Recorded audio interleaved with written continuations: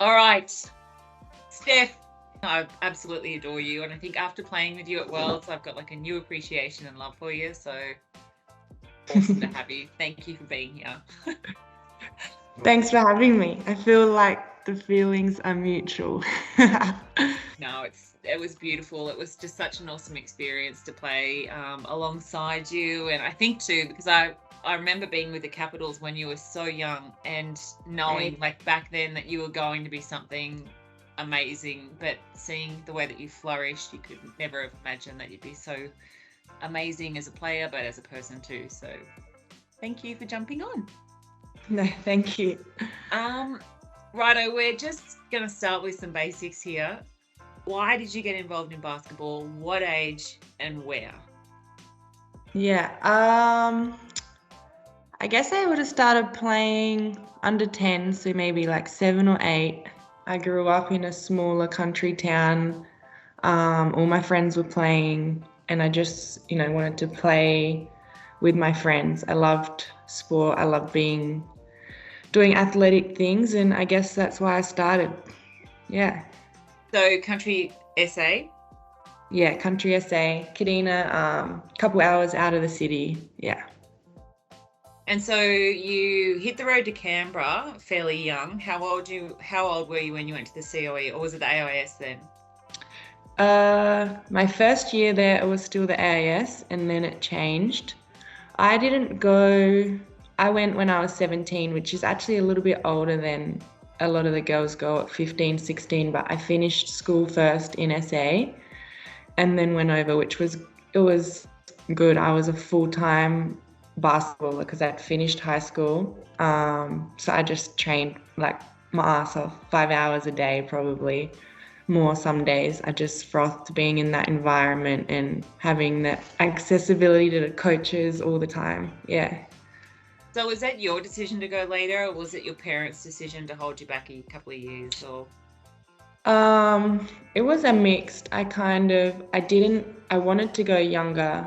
I wanted the scholarship when I was 15, and they didn't want me. They didn't think I was ready or for whatever reason. So then they offered me the scholarship the year after, but I was going into year 12.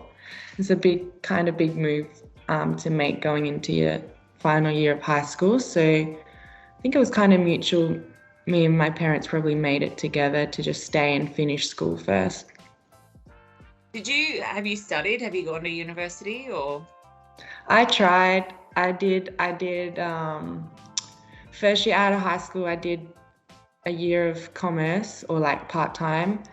Hated it, and I swapped to sports science, which I did at UC when I was there. But yeah, I just don't think the university route is for me. Yeah. Well, you know what? I didn't either. Like I failed year 12 and hated school and all of that. And then, but I didn't go back to university until I was 30. So, Yeah. and I was ready for it then too, because I really felt like I needed to, I just had nothing else. So on that note, like, what do you want to do after you finish playing? Like, what do you want to sort of go into? Yeah, I've said for like years now I want to be a firefighter when I'm done. Um, which would be amazing. Obviously hard to get into. But that's like my goal, I think. Yeah. That's incredible. And what made you want to do that?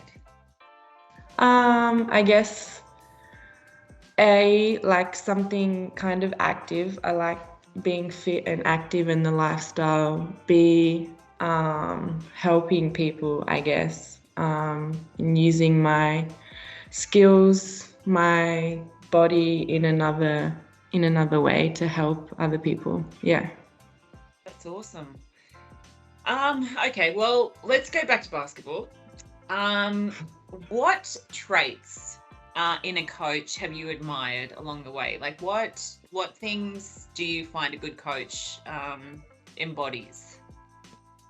Yeah. I mean, I personally I'm a little bit different. I like tough coaches. I like to be disciplined and not necessarily like yelled at, but I like there to be rules that are across the board. I think a big one I'm learning as I get older is just like being approachable. Like being a good coach means your players are comfortable to come to talk to you about anything, whether it's basketball, not basketball, and being open to their opinions.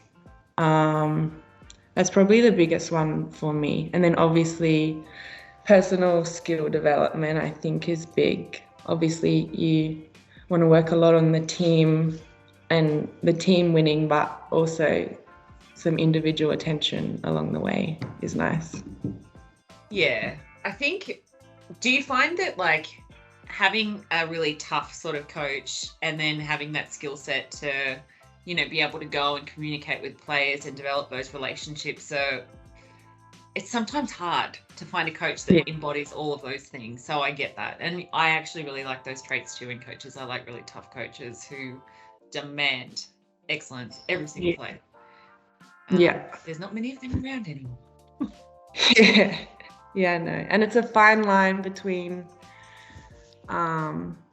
being tough or too tough and then still being approachable. Yeah, it's I admire good coaches because it's a tough skill. It is indeed. Okay. Some of your favourite teammates along the way. You've played in the WNBA, you played in the WNBL with the Australian team. Have you played in Europe? Yeah, I played 2 seasons in Europe. Yeah. In Europe, you've played everywhere. So give us some of your favourite teammates, any anecdotes, any stories? I'm gonna say I love Brianna Stewart, not because she's obviously one of the greatest players in the world at the moment. It's just like the way she goes about her business. She's so humble, and I love that. I think it's rare to have a superstar that just fits in and blends in like any other regular human, and you wouldn't even know. So I like her for that reason. Um, I have a lot of favorite teammates. I feel like you grow. You chop and change teammates so often.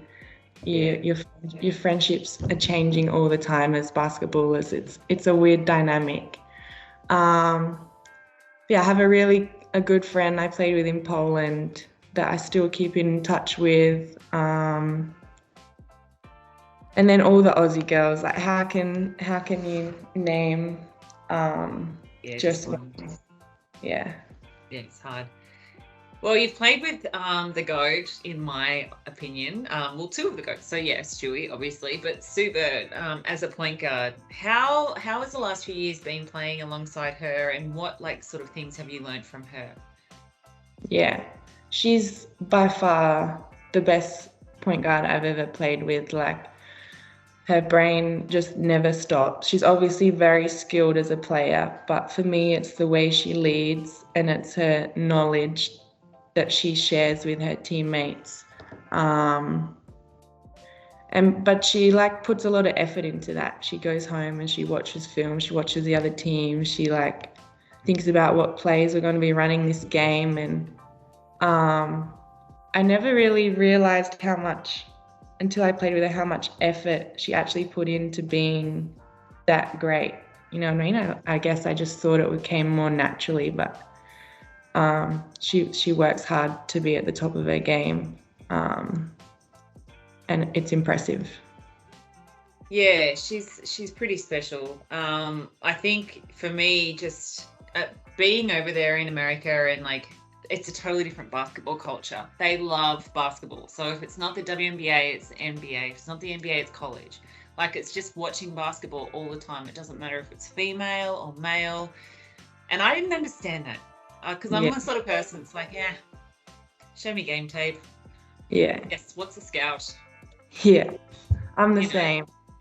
I'd rather not watch it if I didn't have to. I'd rather be watching Netflix or something else. But it's very different over there.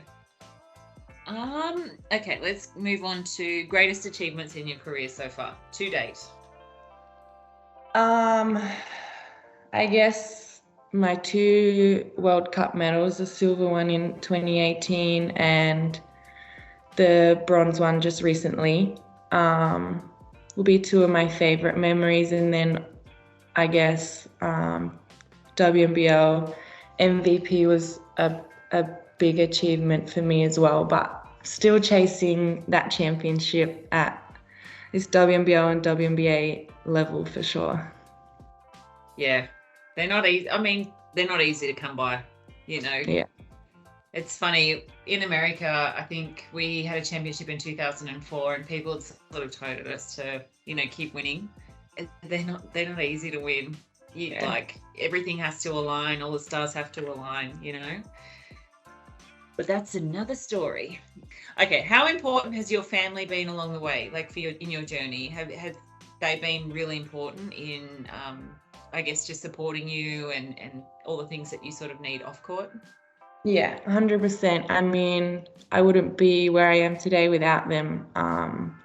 Being from the country, obviously, we used to drive down to Adelaide 2 or 3 times a week. My regular weekend was finish school on a Friday, drive down, play basketball Friday night, drive back home for netball Saturday morning, which could be anywhere on the York Peninsula, to then drive back down Sunday for training, drive home again for school during the week. So like they obviously sacrificed a lot to do that for me. And then, yeah, even now, they're my biggest supporters. Through my younger years, I guess, when I was first starting out as an athlete, a female athlete, obviously you don't earn a lot of money. They helped support me. I mean, I worked a part-time job and I played and I supported myself, but they just helped a little bit with, you know, rent and wherever they could pitch in. So yeah, I mean, obviously I wouldn't be here without them. Mum's my go-to when I have issues. She's probably the first person I call. So like, yeah, they're amazing.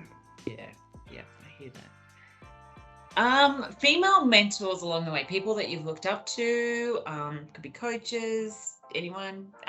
Yeah, who are the sort of female role models you've looked up to along the way? Yeah. Well, we just spoke about my mum, so obviously her for one. I guess mainly players. Obviously, I always watched you, Penny. I played a lot with Laura Hodges growing up. She was kind of always an idol, and Carrie Graff, I guess, was my first female coach when I played for the Caps, and I learned so much from her as well. Just like not even in the basketball world, she helped me a lot with my game, but just as how to be a strong female leading the way, I guess. Yeah, there's been many great role models in my life. A lot come from the Opals program, I guess. All those girls are great in their own ways, and you take bits and pieces from everyone, I guess. Yeah. And so for you, like in terms of the pathway through from juniors through to, you know, the AIS elite or whatever, has it been pretty seamless, or like have you had to actively like search out like the next steps or whatever, or you've just been sort of identified and put into programs and then leveled up? Yeah, for me, honestly, it's been pretty seamless. I've always kind of been, I mean, I work my ass off to be identified as a young athlete. Obviously, you have your challenges, but like in terms of like taking the next step forward in my growth and where I want to go, it's kind of been pretty seamless. Like I went to the AIS and I grew up being a DP with the Lightning. I came back here and got drafted, which made getting over the W a lot easier. I think if you get drafted, it's it's harder to get picked up if you're not drafted. So yeah, everything has kind of fallen into place for me. But I know it's not always that easy for sure. So I was at home on the weekend and I asked one of my good girlfriends, she's got kids, young kids, and I sort of said to her, who's your favourite player, you know, on the Australian team or in the WBL? And they're like, Steph Talbot. And it's just hit me that, like, all of these kids, this new generation of kids have just seen you excel, like, at the World Cup. Like, do you realise how much of an impact you have on these kids nowadays? Yeah, it's crazy because, I mean, before that World Cup, I wouldn't say a lot of people knew, not who I was, but like how good I could be, and that kind of just elevated. I've noticed a difference since that World Cup. Like, I've been stopped in the shopping centre a couple times for a photo. When we come to Melbourne, often, you know, I mean, maybe not for you, but often only the home team, the kids come down and they want autographs from the players from the home team because that's kind of who they follow. But like, they're coming over and they're finding me and they want pictures and they want autographs. I feel like since the World Cup, that's kind of elevated a little bit for me. So I guess I'm a lot more noticed now. So it's a bit weird, a bit different. Yeah, well, I think that's what, like, home World Cups, home Olympics, things like that do. It really elevates the profile and the visibility of the sport. And I think the more that we have you playing on home soil, so I'm saying this as your fan right now, not a competitor, but like having you playing in the WNBL and having people see you play, it's just incredible. And yeah, I just want to say thank you so much for everything that you brought to our game. You're amazing. You're just an incredible athlete and teammate, and I just want to say thank you for jumping on with me today. Thank you. It seems so silly coming from you, like you as the GOAT of Australian basketball, thanking me when I feel like you've probably had the most impact on women's Australian basketball. But thank you. No, but yes, no, thank you. Young Steph Talbot, good on you, doll. Thank you very much. Thanks, LJ. Appreciate you, doll. Catch ya. See ya.